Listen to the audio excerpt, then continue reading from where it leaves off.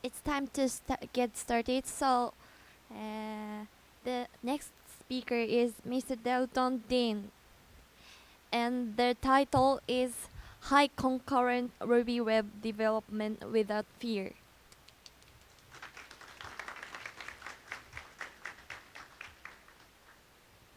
So, so hello everyone, and 皆さん konnichiwa.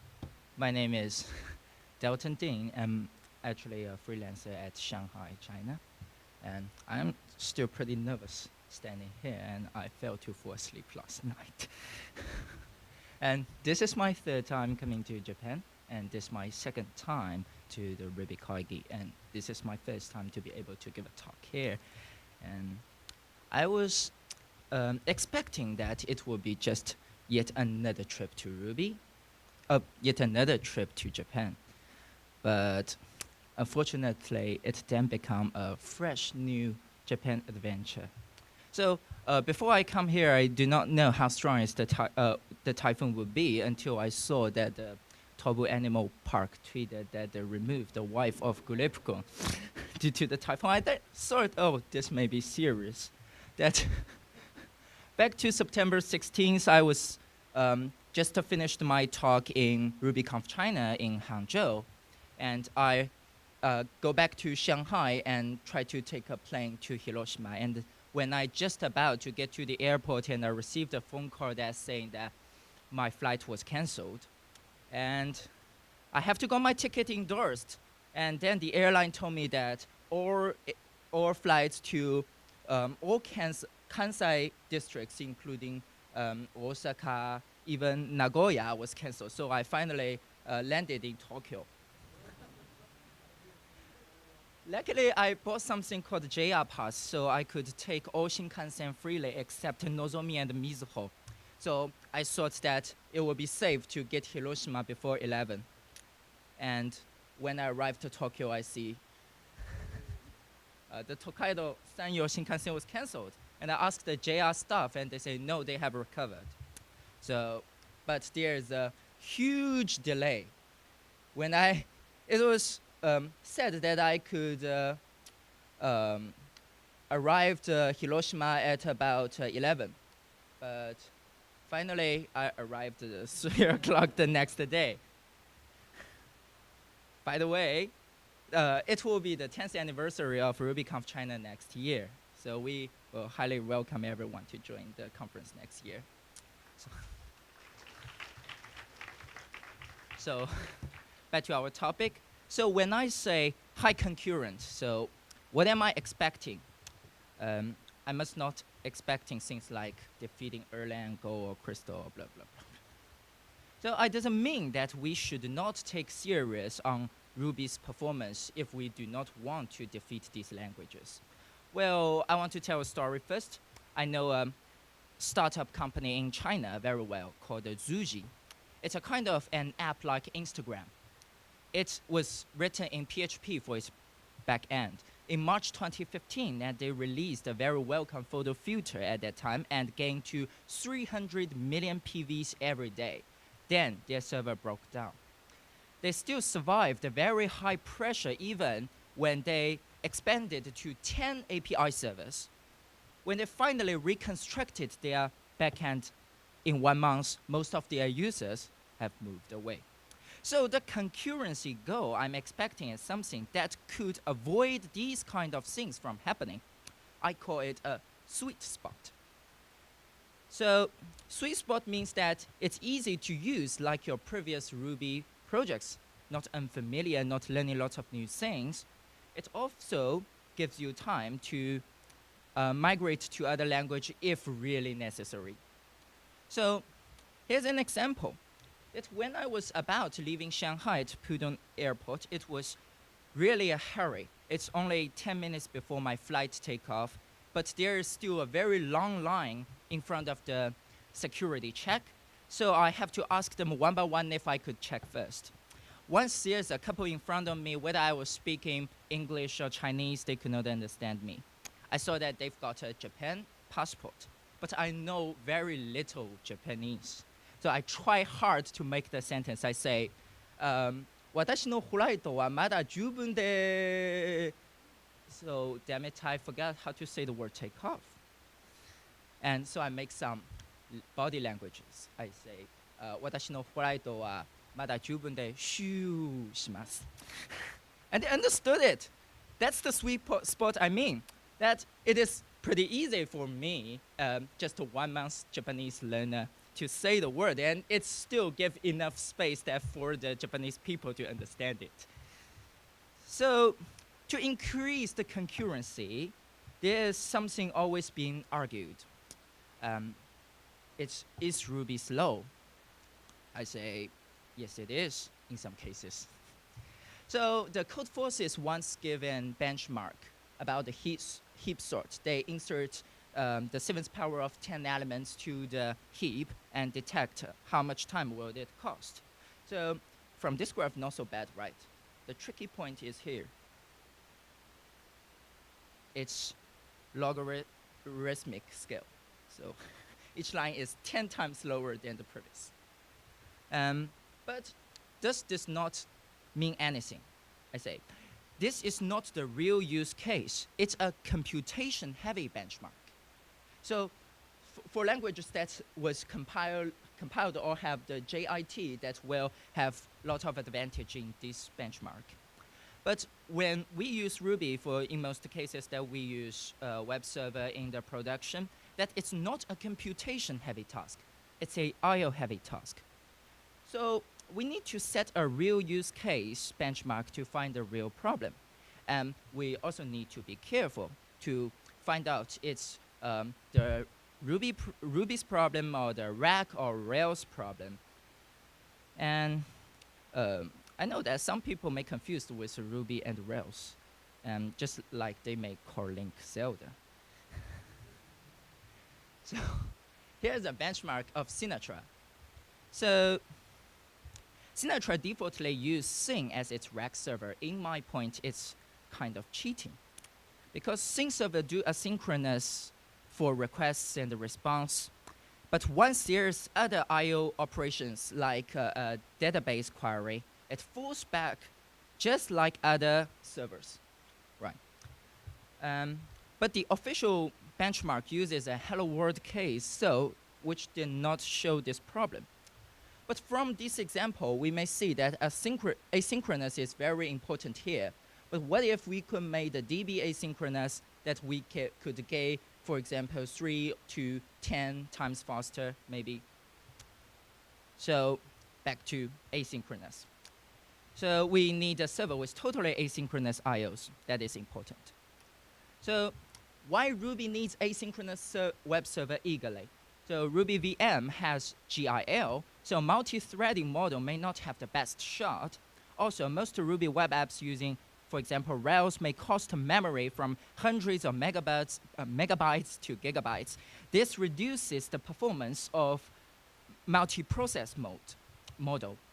So for a light C implementation of a server, for example, that costs only about kilobytes of memory, it could still get 10K requests per second in multi-threading or multi-process. But for Ruby apps, that's so hard. So that asynchronous may be the only way to improve the concurrency of Ruby web apps. But it breaks the logic of programming. I mean, if you write asynchronous Ruby, it may probably not the Ruby language you're familiar with. Indeed, you have to define the running orders of your code with your code. That doesn't make people happy. Some people even recommend me to write Erlang if I really want asynchronous. You know that when I was still at primary school, about 10 years ago, some media said Erlang will soon be as popular as Java.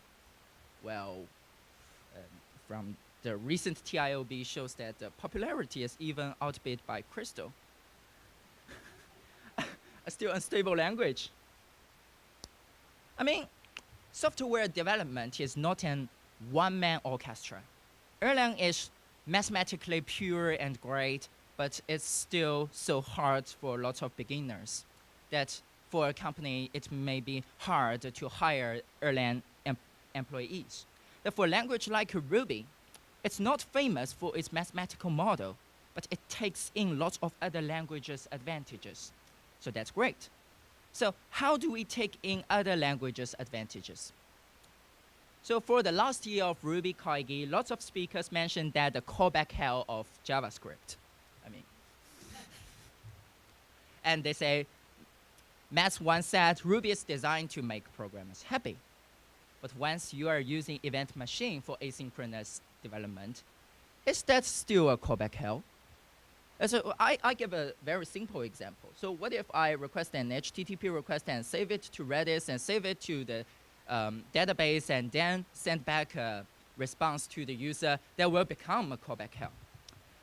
So event machine is still just another callback hell. Callback hell not only happen in JavaScript. So combining other languages' advantages was very hard. So do you know this place? This is not in the United States, right? This is in some place called Odaiba in Tokyo. And there's a mini version of the Statue of Liberty, but that's not the terrible point. The point is that just about 15 meters away, there's a big shopping mall and a big Gundam statue even higher than this one. And there was even a rainbow bridge just behind the statue. When I first see this bridge, I was even wondering, is there any law about the LGBT has been approved for Japan today? I found no. It was just a rainbow bridge. So if you look these things separately, everything here is awesome. But when you combine all these things together, wow. So combination is something really difficult. So here's an attempt. So for languages like Erlang or Node, they are requiring you to simulating synchronous with asynchronous methods, right? So that what if we may able to simulate asynchronous with synchronous methods? It's not possible in most cases, but it may be possible in web server. So there's no side effect if we could change the order of which request to proceed first for an API server. The only problem is that IOs inside the request processing has orders. That's pretty easy, just use Fiber. I don't want to say too much about Fiber because for the first day of the RubyKaigi this year, the author of Ruby Fiber, Koichi, has made a talk about Fiber. So I may probably know nothing about Fiber than him. So Fiber, in one word, Fiber is just a context switcher. So for every request we received, after we received the IO, that we could new a Fiber. And when Fiber needs some other IO query, for example, a database query or something else, that it yields its control back to the IO pool. And when something is finished, that the IO pool resumed the Fiber. That is the case. So, but still, we need to rewrite everything, from database drivers to ORMs, Redis ORMs, blah, blah, blah. So is there any way that we could do this without rewriting anything? So one way is through metaprogramming. This is an awesome project called Async Rails by Ilya Grigorik, and it is submitted 7 years ago when Fiber and Event Machine were just released. And this project have to face a problem of rack and rails. Because at that time, Fiber could only contain 4 kilobytes of memory. And the rack made middlewares as a stack inside the Fiber. And the Rails use a lot of middleware, so the stack gets very deep inside the Fiber. So it always breaks the 4 kilobytes of Fiber. And it's a kind of experimental project, and it's no longer maintained. And another attempt is called AutoFiber. It's submitted 4 months ago. And Matt was talking about that yesterday. Right. So problems like many drivers. I mean, for example, they are using C synchronous calls. And you cannot get the IO object And you cannot solve it by autofiber. Autofiber cannot solve such problems. And you may also need to manage synchronous logs yourself to make it work. So autofiber sometimes works, sometimes not.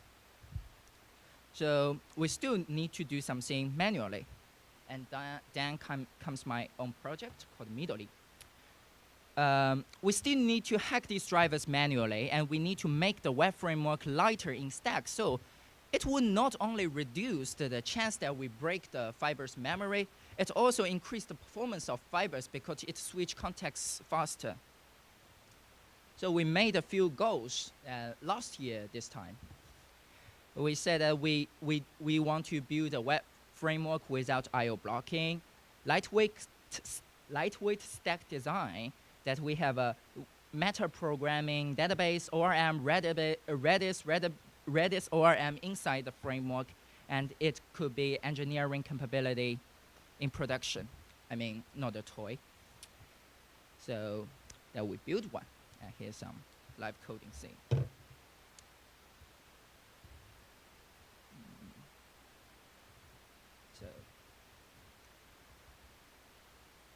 So here is an empty project, and we here init the gem file.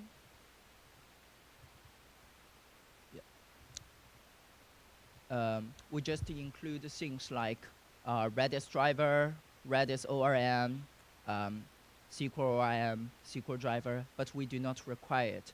We require it from Midori's gem itself, and this gem meta-programmed these drivers to make it asynchronous. Then we create the DB model.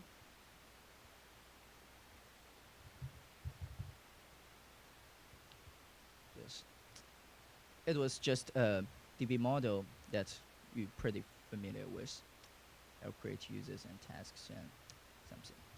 And then we add some middlewares. I will talk about middlewares later because it's pretty interesting. That, for example, we need a CORS middleware for a front-end, back-end separated project. And later we add some routes.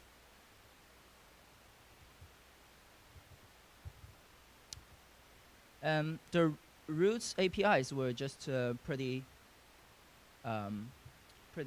easy, like Sinatra. And one interesting thing is that for Sinatra, you must define the route in the global scope. But from here, that we could mount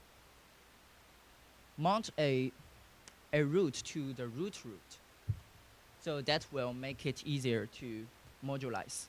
And what's more, that for Rails, it have very similar features like this, but it uses a stack to store it. Then from here, we use a DFS before the program run. So it will analyze the mount chain. So it will flat it, so it will not increase the stack. And then we add some front end. So we try to run this one.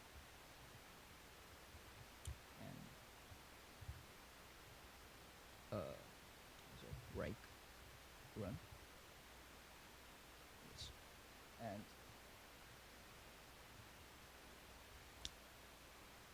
cd round and yarn def.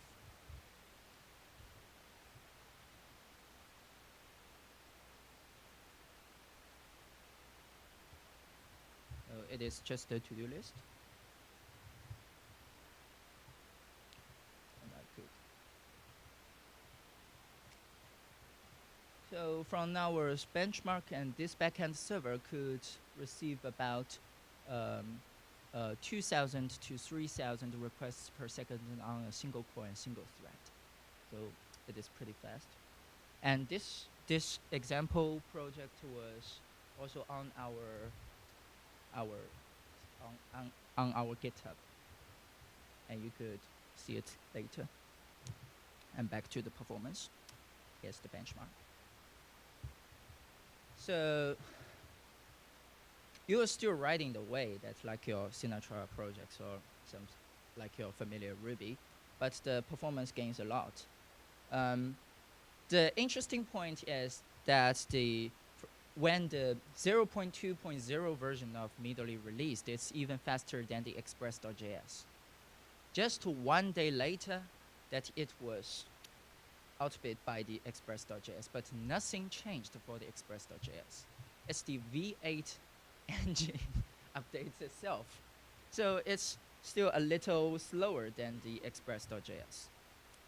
But it's pretty faster than anything else frameworks in the Ruby. So talking about the middleware. So when we are using rack, then middleware is kind of a stack. When a request comes, just go deeper, deeper, deeper, deeper. Then your API is just also a middleware. And when it finishes processing, and it's pop, pop, pop, pop, pop. But once we divide this one into two halves, so from the request to API and from an API to the response, is it still a stack? So if we consider it as a recursion, this one must be a tail recursion, and which could be optimized into loops. And in Midori, the middlewares were optimized into loops, so there's very light stack consumption in Midori. There are some also other tricks. That, for example, that the MySQL server written in C language, it does not expose the I/O object. That for lots of asynchronous drivers, it may work hard on that. And for us, we just get the FD number from the I/O object, and we create an I/O object with that FD number inside Ruby, and listening to it and found whether it's readable or writable. It's pretty easy. And we also support real-time communication. For example, WebSocket event source from our benchmark, it's about 2 times faster than Action Cable. And the HTTP2 will be a pretty important feature in our next milestone version. And next steps. That our official website and tutorial will be released by the end of September, and our API will get stabled in October. And one more interesting thing is about the I/O improvement. We currently use the Neo4r as our I/O engine, but we found that we could easily improve its performance. But writing C extension is pretty dangerous. We still want to use something something that most people are using. But we firstly implement this thing inside the event machine. And we found that the event machine has some bugs when running on Mac.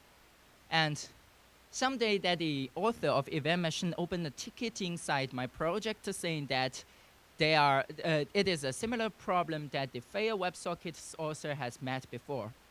And they're saying that they are fixing this problem recently. And I found that the author of event machine told the fair WebSockets author that they will fix it 4 years ago.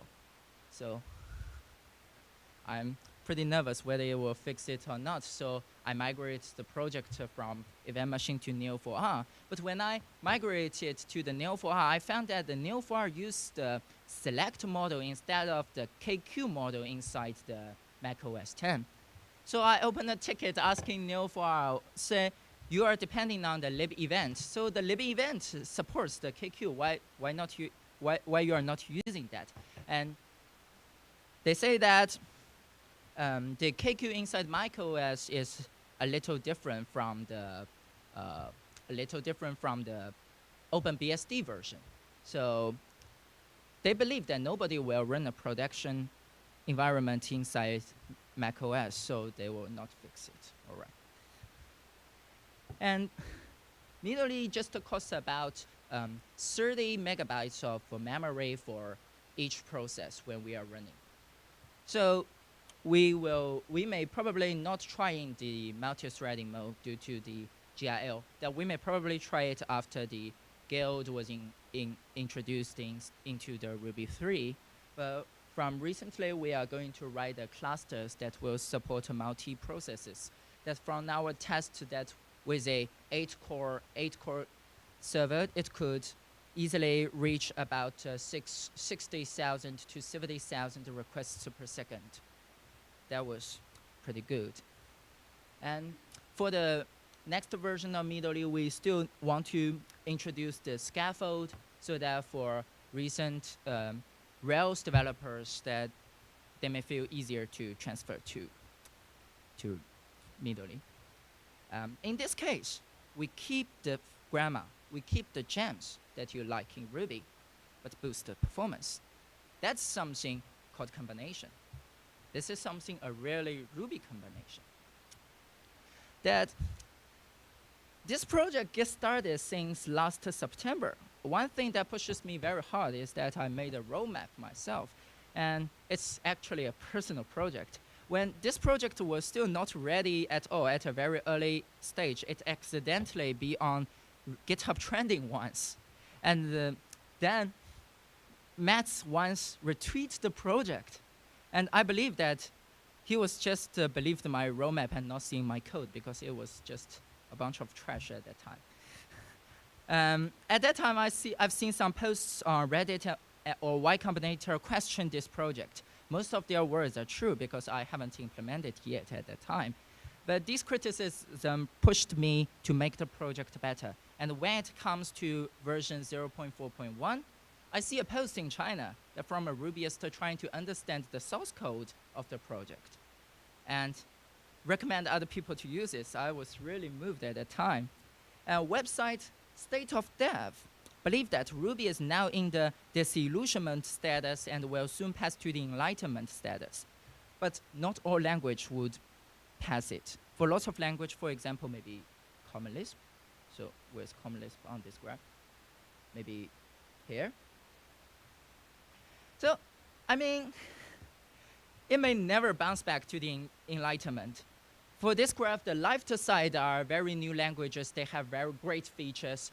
Therefore, the right side, they may be some old languages. They need to learn features from newer languages.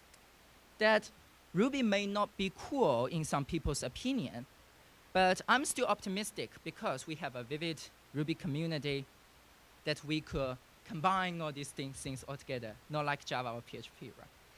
High rates of Ruby developers are trying to contribute to the community. I believe that with these contributions that we could make Ruby better and Ruby Rubyier. And thank you.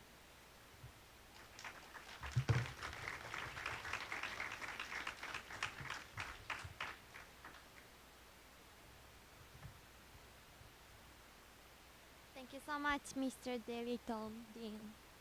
So, do you have any questions?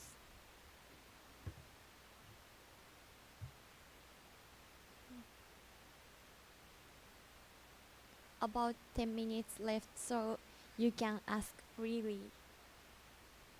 So I'm a little nervous, so.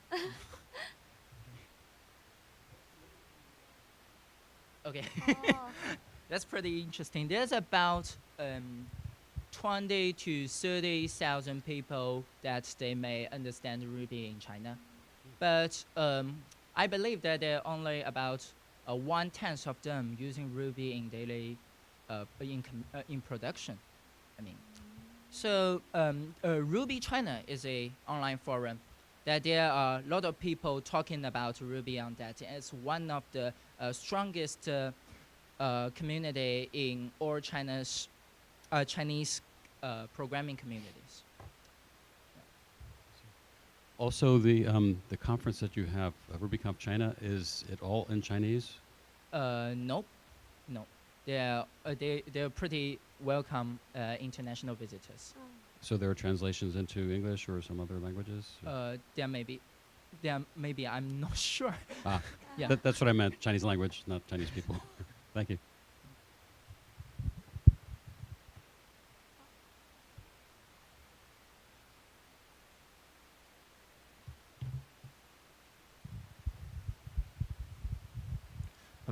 So as far as I understand, the main target of Midori framework is C-Ruby only. C-Ruby, not like JRuby or other truly concurrent Yeah. implementations. Yeah.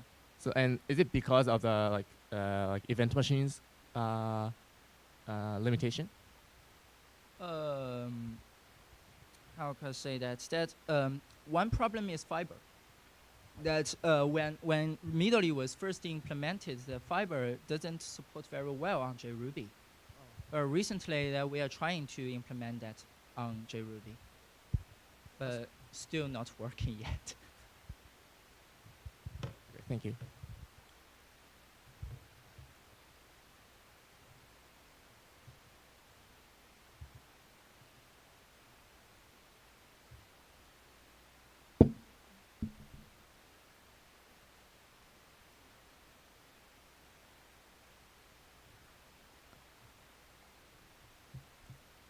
About 10 minutes left, so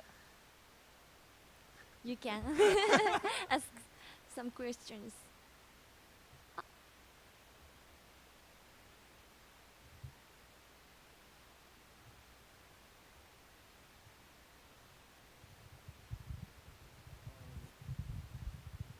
I have like two questions. The first question is that your production server is using Midori now, Yes. and what is the most difficult thing that you encounter when you try to migrate your server into Midori? One very important thing is that we need to build a lot of things from scratch. For example, it's not on rack, so we need to write a script to start the server, and it also needs to write your own script to migrate the database.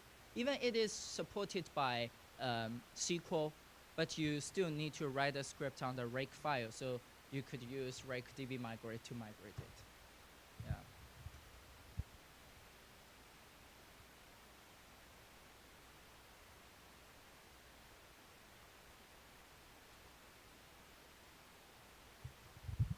It's kind of a vague question, but you had SQL in your gem file, and then you didn't require it, and then you said that within Midori, then you require it so that you can sort of apply metaprogramming to make everything asynchronous. Can you explain a bit how that works? Because I know you didn't go into too much detail. It was just like you don't need to require SQL, but you need to install SQL Sure, in yeah. the gem file, right? But when you are requiring Midori, Midori will require SQL. But in this case, that it will manage the order of the raw gem and the metaprogramming part correctly. Okay. And how does the metaprogramming actually work to make it async? I mean, I'm sure that's a complicated thing, but Yeah, it's pretty complicated, but we make it work in about 2 months. So it's now working. I'll look at the code.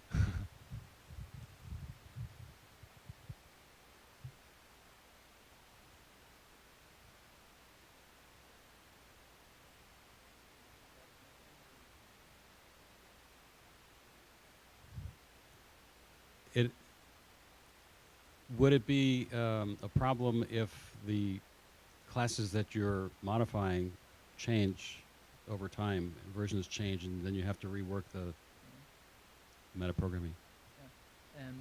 That's a really big problem. And when the Midori will lock the versions that it is using, so that it may not cause that you use the bundle update so everything breaks.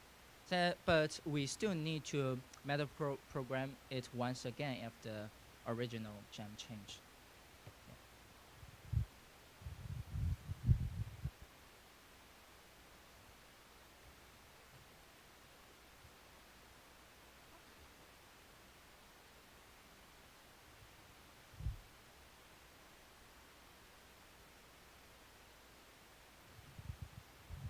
So I missed it when you said it. What was the old issue on Event Machine that hadn't been fixed that you were concerned about? You said there was a bug that was like Yeah. had been left for like 4 years and hadn't been addressed.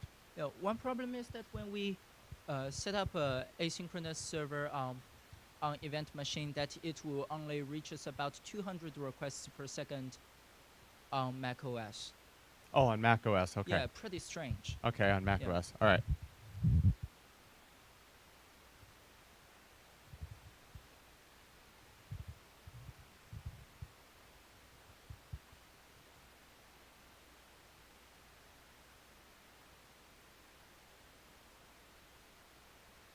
Do you have any question? About 5 minutes left, so I'll we- talk to you about that later because I have event machine code that I run on Mac OS that does 15,000 a second. So yeah, there may be something else going on there. Yeah, I provided a minimal code that could cause this problem to the author of event machine. Okay, so there's a bug report there. I'll take a look at it. Yeah. I've got a commit bit on event machines, so I'll take a look.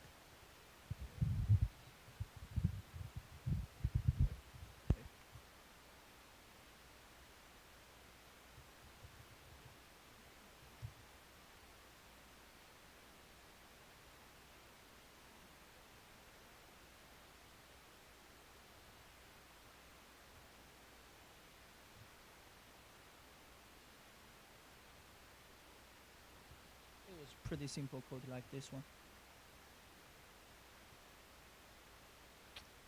Yeah.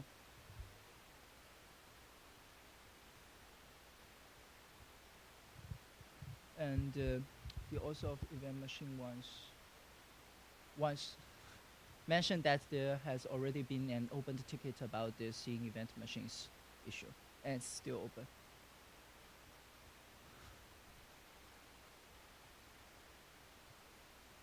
So I don't know the reason. And they say that they were gonna fix it in milestone version 1.3.0, but I see that the expectation has been moved from version 1 to version 1.1 to version 1.2, and now it's version 1.3. It's pretty strange.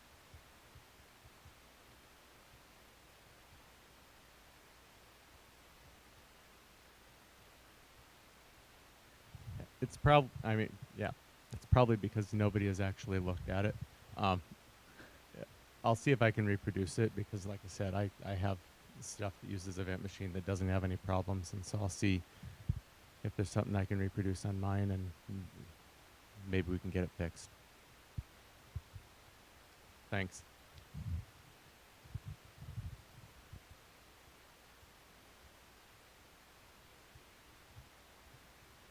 Do you have any question? Oh, it will be the last question. Is there any tutorial yet? Tutorial? Tutorial yet? Yeah. Tutorial will be released by the end of this month, and there is a beta version. And so, can I use Active Record, this project? Active Record. Active record? Yeah. We're trying to support active record, but you see that active record has a very huge stack that may reduce the performance of it. So we choose something called SQL. It's very similar to active record, and it's also an ORM. Thank you.